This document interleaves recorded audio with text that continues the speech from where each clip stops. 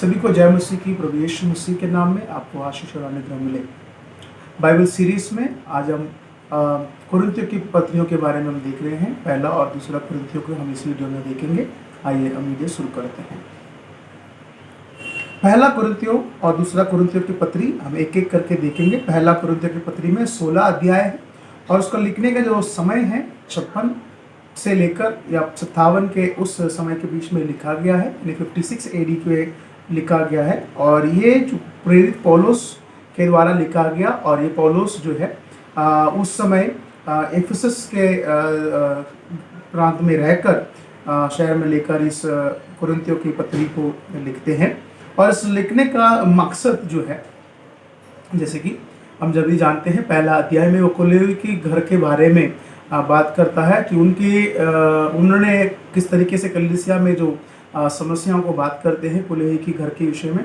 उन्होंने कुरिन्थ की कलीसिया के बारे में चिंता जताते हैं। और उसको लेकर पौलुस जो है उनके सारी बातों को, कलीसिया के अंदर समस्याओं को जानने के बाद वो इस पत्री को लिखता है। और इधर में कई समस्याओं को देख सकते हैं कि एक दूसरे के डिवीजन को, मतलब एक दूसरे के द्वारा बात जो है दलों के बारे में देख सकते हैं, वहाँ पर अनैतिक जीवन के बारे में देख सकते हैं, और सुसमाचार के विषय में, जो झूठे शिक्षा के विषय में देख सकते हैं। और भी बातों को यहाँ पर हम इस अध्याय के अंदर हम देखेंगे। और कुरिन्थ के देश के बारे में अगर हमें जानना है, थोड़ा सा कुरिन्थ जो शहर जो है ग्रीस में मेडिटेरियन सी के आसपास में है। और ग्रीस के अंदर एक बहुत बड़ा, जिस तरीके से एक ट्रेडिंग शहर हम कह सकते हैं, जैसे कि जो व्यापारों का एक शहर है। और वहाँ पर जो कुछ भी है तो सब कुछ पैसे का जो है अधिकतर बातें किया जाता है। वहाँ पर ट्रेडिंग ज़्यादा होता है, बिजनेस ज़्यादा होता है। और उन जगह के बीच में उनके लिए कुछ भी करो तो वो बिजनेस है। चाहे जैसे कि अगर हम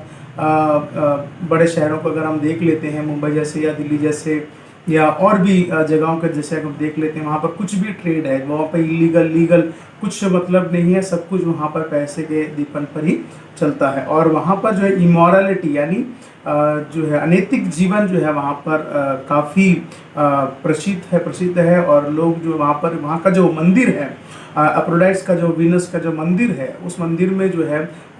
वेश्यापन का जो एक रिवाज माना जाता है, वहाँ पर उसको प्रोत्साहन किया जाता है। जैसे कि हमारे देशों में भी अगर हम दासी सिस्टम का अगर हम बात करें, पुराने समय पर मंदिर की दासियां होती थी जिनको जो है व्यभिचार के लिए दिया जाता था। और वहाँ इस तरीके से वहाँ पर मंदिरों में भी औरतें जो है व्यभिचार के लिए रहते थे। और उन लोगों के बीच में जाकर प्रेरित पौलुस जो है इस कलीसिया को स्थापना करता है। और इसके बारे में हम जो है प्रेरितों का अध्याय 18 और 19 के बारे में 19 में हम देख सकते हैं, जहाँ पर प्रेरित जो है सुसमाचार को सुनाता है और वहाँ पर किस तरीके से काम होता है। इसके बारे में प्रेरित किताब 18 अध्याय में हम देख सकते हैं, जहाँ पर प्रेरित जो है लगभग 1.5 साल रहकर वहाँ पर सेवकाई किस तरीके से करता है। फिर आगे चलकर कैसे उसकी सेवकाई वहाँ पे बढ़ती है, और क्या कौन कौन लोग हैं जो प्रतिष्ठित हैं, जो लोग यीशु मसीह को स्वीकार किया है, जिन्होंने नकारा है, ये सारी चीज़ों को वहाँ पर हम देख सकते हैं। और इसमें मज़ेदार बात जो है कि परमेश्वर का आत्मा खुद पौलुस से कहते हैं कि रात के दर्शन में कहते हैं कि पौल को कि तुम निडरता से यहाँ पे प्रचार कर कि मैं तेरे साथ हूँ, और इस देश पे मेरे लिए बहुत से लोग हैं जिनको मैंने चुना है। तो पौलुस वहाँ पर प्रचार करने का एक और जो प्लस पॉइंट है, वहाँ पर कलीसिया को स्थापित करने का बहुत बड़ा प्लस पॉइंट है। परमेश्वर की अगुवाई में जो है वो वहाँ पर प्रचार करता है। इस पत्री के अंदर, पहला पत्री के अंदर जो है, अगर हम मुख्य बातों को अगर हम बात करें तो वहाँ पर जो है सुधार के बारे में, पाप के बारे में, और जो है कुछ गलत शिक्षाओं के बारे में जो है यहाँ पर ये बात करता है। जैसे कि संसार के नहीं होना चाहिए, और तुम जो है परमेश्वर के मंदिर हो, और किस तरीके से मसीही जीवन को निर्वाहन करना चाहिए, और किस तरीके से परमेश्वर के एक जन और सांसारिक जन कैसे ये दोनों जो है अपनी ज़िंदगी को देखते हैं। मतलब शरीर में अगर कोई जीता है तो उसका जीवन कैसा होगा, और आत्मा में कोई जीता है तो उसका जीवन कैसे होगा। और इसी चीज़ में वो बताता है जो है प्रेम की जो गीत को भी वो बात करते हैं। यहाँ पर प्रेम की गीत को भी हम देखते हैं, जहाँ पर पौलुस जो है इसमें बातें करता है। और इसका लिखने का जो मोटो है, जो जैसे कि मैंने शुरू में कहा था, खुले के घर से इसके बारे में बताया गया है, उसके बारे में अगर हम देखें तो वो जो पहला अध्याय 1 का 10 में ही हम देख सकते हैं कि मेरे प्रियो, मैं बस यीशु में मतलब जो है मैं तुम्हें जो है मैं ये तुम्हें नम्रता से मैं इस बात को कहता हूँ कि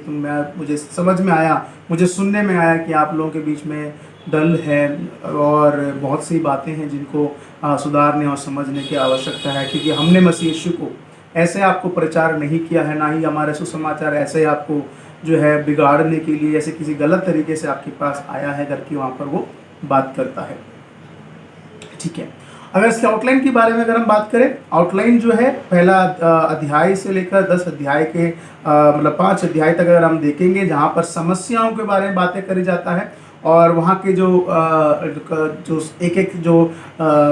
एड्रेस किया जाता है, एक समस्या को एड्रेस किया जाता है, जो प्रैक्टिकल, जो कलीसिया के अंदर जो प्रैक्टिकल बातों को एड्रेस किया जा रहा है,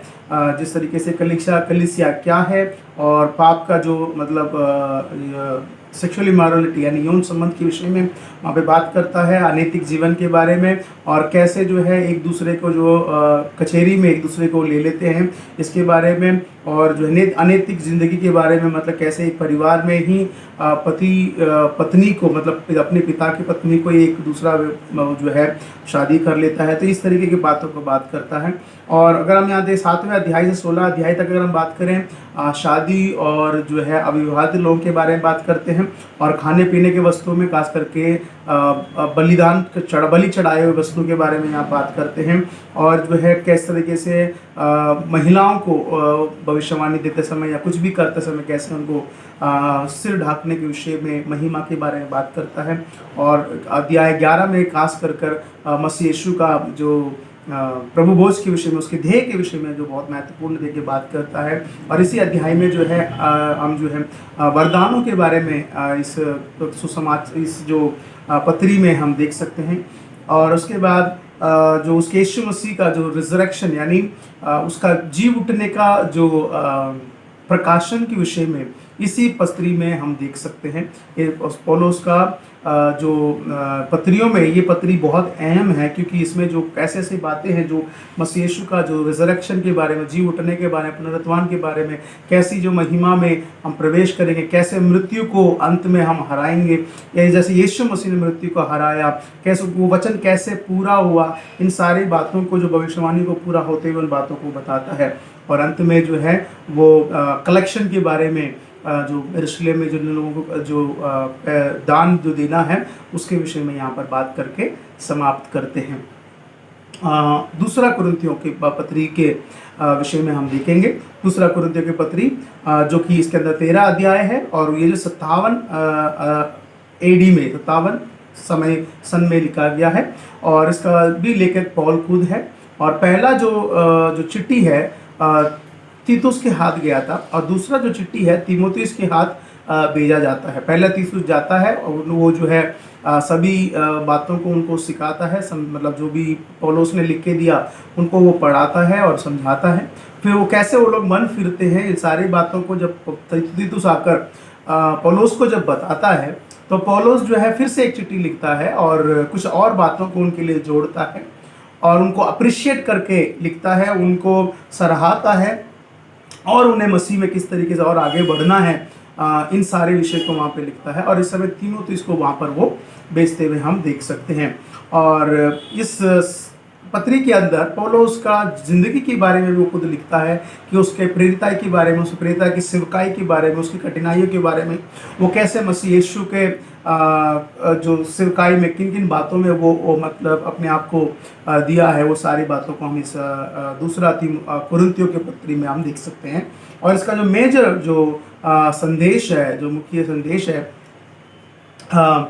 नई सृष्टि के बारे में बात करते हैं और पुराने मनुष्यत्व के बारे में बात करते हैं। और उसके बाद किस तरीके से परमेश्वर ने मनुष्य को धर्मी बनाया उसके बारे में बात करते हैं। कैसे जो है एक व्यक्ति मसीह जिंदगी में आत्मा में कैसे बढ़ सकता है, किस तरीके से पौलुस ने अपनी ज़िंदगी को मसीह के आत्मा के अनुसार या परमेश्वर के आत्मा के अधीन अपने आप को रखा है, उन सारे बातों को करता है। और ये जो दूसरा पत्री है बहुत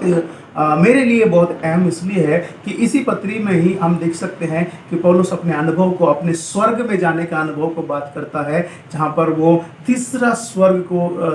के विषय में बात करता है कि मैं तीसरा स्वर्ग तक उठा लिया गया हूँ, और वो अनुभव को हम यहाँ पर उसको देख सकते हैं। और इतने सारे जो उसका एक्सपीरियंस है, मिनिस्ट्री एक्सपीरियंस है, कैसे वो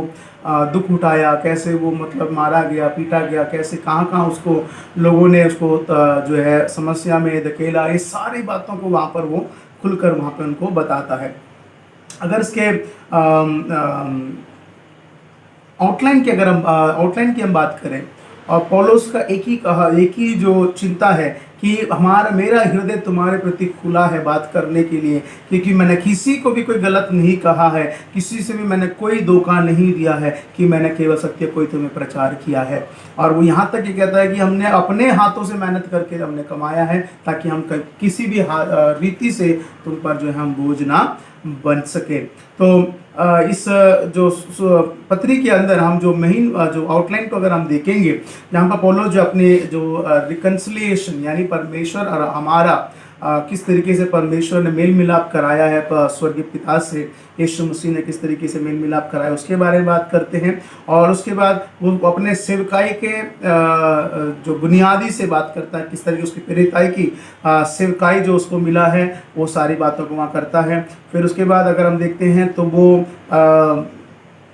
कलीसिया से बातें करने के लिए कहता है, देखो मेरे बातों को थोड़ा तुम्हें सहन कर लो, पर मैं इसीलिए बात कर रहा हूँ ताकि तुम्हें कोई दुख ना पहुँचे, पर तुम हर कोई समझे कि मैं ये सब क्यों बोल रहा हूँ, ताकि तुम मन फिरो, ताकि तुम परमेश्वर में आगे बढ़ो। उसको देखकर इतने सारे दुखों को मैं भूल कर तुम्हारे प्रतिफल में मैं आनंदित हो जाऊं।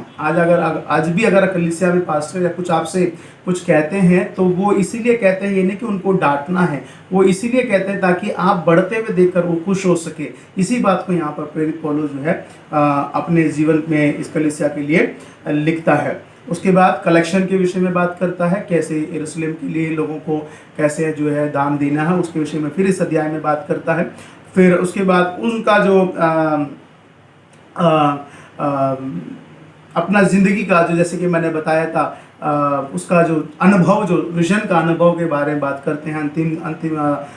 इस अध्याय के इस पत्री के अंतिम में। और फाइनली कि वो लोगों को परमेश्वर के वचन में बढ़ने के लिए मोटिवेट करते हैं और चेतावनी देते हैं, और ये भी कहते हैं कि आने वाला दिन जो है कि जजमेंट के डेट बहुत बहुत नज़दीक है, और इन सारी बातों के कर वो बेनेडिक्शन जो परमेश्वर के वचन को मजबूती से थामे रहो कर खैर वो नैतिक जीवन में तुम्हें किस तरीके से आगे बढ़ना है, इन सारी बातों को कहकर वो इस पत्री को समाप्त करते हैं। तो मेरे प्रियो, ये दोनों पत्री बहुत अपने आप में बहुत अहम बात है, जो कि प्रेरित पौलुस के द्वारा जो कलीसिया के लिए लिखा गया है, और वो कलीसिया जो आज हमारे लिए भी वो बातें जो है लागू की जाती है। तो इसीलिए इस अध्याय को, इन दोनों पत्रियों को मैं चाहूँगा कि आप एक बार पढ़ें और लिखें कि जिन जिन बातों को आप समझते हैं कि आज की तारीख में कलीसियाओं के अंदर सुधार होने की ज़रूरत है, उन बातों को आप लिखें, और उस बातों को अगर आप चाहते हैं तो हमसे शेयर कर रहे हैं, ताकि हमें भी जो है आनंद मिल सके कि आप सीख रहे हैं और प्रभु में आप बढ़ रहे हैं। प्रभु सबको आशीष करें। फिर अगले वीडियो में अगले पुस्तक के साथ मिलेंगे। आप देख रहे हैं बाइबल सीरीज, मैं जोशुआ। प्रभु सबको जय मसीह की, प्रभु आपको आशीष करें।